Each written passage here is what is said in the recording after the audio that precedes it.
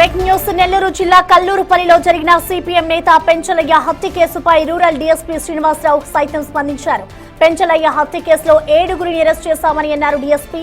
7గురు నుంచి 7 మరణాయుధాలను స్వాధీనం చేసుకున్నామని, పెంచలయ్య గంజాయి మాదక ద్రవ్యాలపై పోరాటం చేస్తుండేవాడని, అదే కాలనీకి చెందిన గంజాయి స్మగ్లర్ 6వ కామాక్షి పెంచలయ్యపై కక్ష పెంచుకుందని అన్నారు డీఎస్పీ.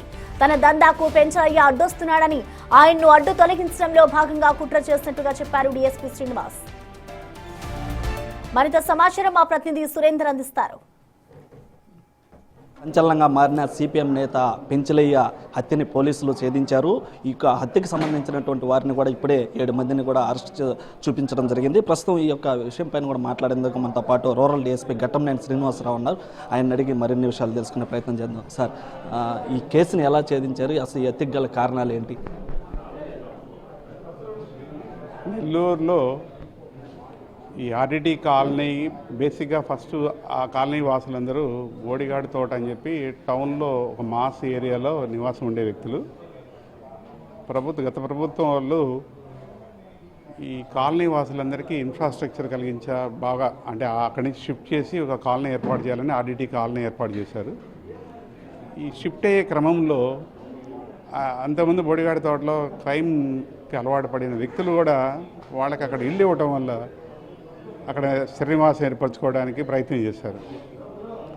నేర ప్రవృత్తి చేసి మళ్ళీ ఇక్కడికి వచ్చి ఈ కాలనీలో ఉన్న యూత్ని పాడు చేస్తారు. కాలనీలో అసాంఘిక శక్తులు నిలవేమవుతుంది, క్రైమ్ రేట్ పెరుగుతుంది, మళ్ళీ ఇక్కడ మాకు కూడా అన్ని రకాల ఇబ్బందులు అని చెప్పి కొంతమంది ఆర్డిటి కాలనీలో ఉన్న వ్యక్తులు ఒక కమిటీగా ఏర్పడి నేర చరిత్ర ఉన్నవాళ్ళు ఎవరు కూడా ఇక్కడ రాకుండా ఉంటే బెటర్ అని చెప్పి వాళ్ళని ప్రివెంట్ చేయాలనే ఉద్దేశంతో ఈ కామాక్షి వాళ్ళ బ్రదర్స్ వాళ్ళకి ఎన్డీపీఎస్ కేసెస్ కానీ బాడీ లేఫ్స్ కొన్ని కేసులు ఉన్నారు. వాళ్ళందరినీ ఇక్కడ రాకుండా చేయడానికి వాళ్ళు అడ్డుకున్నారు. ప్రభుత్వం మాకు ఇల్లు ఇస్తే మీరు రాకుండా అడ్డుకోవడానికి అని చెప్పి ఆవిడ వాళ్ళతో గొడవపడి కక్షపూరితంగా వాళ్ళిద్దరి మధ్య వ్యక్తిగత కక్షగా తయారైంది. తర్వాత అక్కడ ఒక టెంపుల్ కన్స్ట్రక్ట్ చేస్తే ఆ టెంపుల్కి సంబంధించిన పత్తనం కూడా ఆవిడకి ఇవ్వలేదనే ఉద్దేశంతో కూడా మనసులో ఉంది. దానిలో వ్యక్తిగత కక్షలు దాకా వెళ్ళిపోయి చివరికి కొట్లాడలాగా మారి ఇతని మీద భౌతికంగా దాడి చేసి ఆ రోజు 28వ తారీఖు సాయంత్రం పెంచలయ్యని హత్య చేయడం జరిగింది. దీంట్లో సుమారు 14 మంది ఆ రోజు నేరంలో పాల్గొన్నారు. 10 మంది పాల్గొన్నారు, 4 అబెడార్స్, కాన్స్పిరేటర్స్. వాళ్ళకి సంబంధించి ఈరోజు ఆ కేసుకు సంబంధించి మా ఎస్పీ గారి ఆధ్వర్యంలో, అడిషనల్ ఎస్పీ గారి ఆధ్వర్యంలో ప్రత్యేక బృందాలు ఆ రోజు నుంచి ఎఫర్ట్ పెట్టాము. దాంట్లో భాగంగా మొన్న షుగర్ ఫ్యాక్టరీలో మా ఇన్స్పెక్టర్ వేణు కార్డుని సెర్చ్ చేస్తుంటే ముద్దాయిల గురించి నైట్ తెల్లారుజామున ఈ జేమ్స్ ముందు తెలియదు, తర్వాత జేమ్స్గా గుర్తించాము. అతను పట్టుకోవడానికి ప్రయత్నం చేస్తే కత్తితో దాడి చేశాడు హెడ్ కానిస్టేబుల్ ఆదినాయుడు మీద. లక్కీగా సింపుల్ ఇంజరీస్తో బయటపడ్డాడు. ఆ కాల్పుల్లో జేమ్స్ ఇంజరీ అవ్వడం జరిగింది. ఆత్మరక్షణార్థం కాల్పులు జరిపితే వెంబడే ఇద్దరిని హాస్పిటల్ తీసుకుని వెళ్ళారు. ప్రస్తుతం ఇద్దరు ట్రీట్మెంట్ తీసుకుంటున్నారు, ఇబ్బంది లేదు. నిన్న కామాక్షికి సంబంధించి ఇన్ఫర్మేషన్ కోసం ప్రయత్నం చేస్తుంటే అనుకోకుండా ఆవిడ 2 టౌన్లో ఇంటి దగ్గర రాగా ఇల్లు సర్ప్రైజ్ చేస్తే ఇన్స్పెక్టర్ వాళ్ళు గాంజాతో ఇంట్లో పట్టుబడింది. ఆవిడ ఈరోజు రిమాండ్ వెళ్ళింది. ఈ అడిషనల్ స్పీకర్ ఆధ్వర్యంలో ప్రత్యేక బృందాల ద్వారా తనిఖీ చేస్తే ఆమంచర్ల దగ్గర 7గురు ముద్దాయిలు ఈరోజు దొరికారు. మొత్తం 14లో 7గురు, వాళ్ళ అక్క తమ్ముడు 9 మంది. ఈ 7గురిని ఈరోజు రిమాండ్ పంపిస్తున్నాం. ఆ నేరంలో పాల్గొన్నప్పుడు వాళ్ళు వాడిన కత్తులతోటి వాడిన వాహనాలు 3 ఈరోజు స్వాధీనపరుచుకున్నాము. మిగిలిన 5గురు ముద్దాయిల గురించి ప్రత్యేక బృందం తిరుగుతుంది, వాళ్ళని కూడా త్వరలో పట్టుకుంటాము. ముఖ్యంగా దీనికి బ్యాక్గ్రౌండ్ ఆవిడ నేర ప్రవృత్తి గల లేడీ.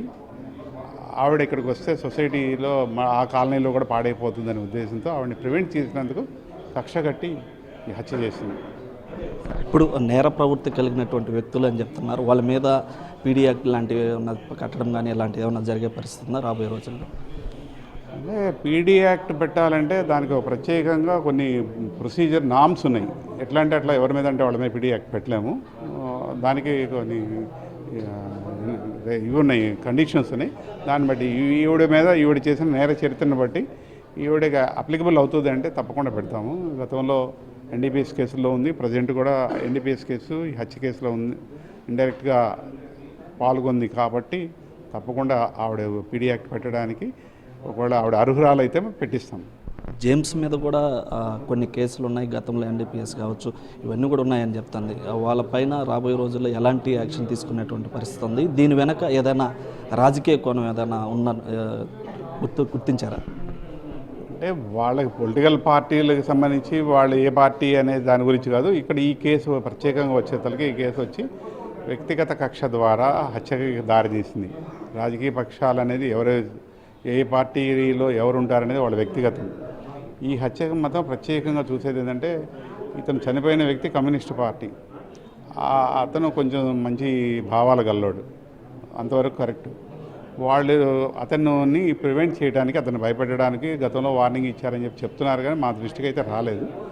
దీంట్లో మాత్రం ఆవిడని ప్రివెంట్ చేసినందుకు పైగా అక్కడ ఒక పాత ఇనప అంగడి పెట్టింది.